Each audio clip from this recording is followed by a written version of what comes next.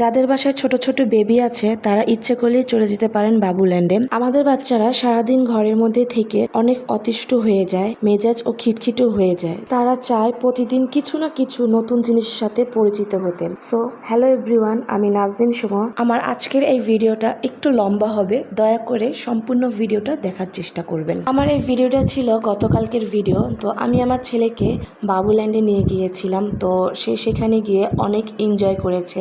প্রথম আমার ছেলে সবকিছুতেই ভয় পাচ্ছিল, কোনোটাই নিজে বা নিজ থেকে করার চেষ্টা করছিল না, মানে তাকে সাপোর্ট করতেই হবে। আর এইখানে কিছু আপুরা থাকে যাতে বাচ্চারা কোনো ব্যথা না পায়, কোনো অন্য বাচ্চাকে আঘাত না করে, তারা দেখাশোনা করে।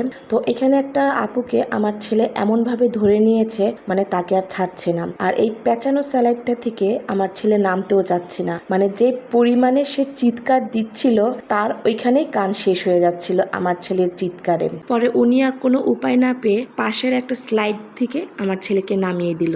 যাই হোক, একটা ইম্পর্টেন্ট কথা বলে রাখি, আপনারা যদি বাবুল্যান্ডে যান অবশ্যই টিকিট কেনার পর টিকিটটার পিছনে বা সামনে কি কি লেখা আছে অবশ্যই পড়বেন। কারণ আমরা ছিলাম 2 জন আর 2টা বাচ্চা। আমাদের 2 জন 2টা বাচ্চার জন্য টিকিট তো আমরা কিনেছি, আবার আলাদাভাবে টাকা এক্সট্রাও দিতে হয়েছে। আজকের মতন আমার ভিডিওটা এখানেই শেষ করছি।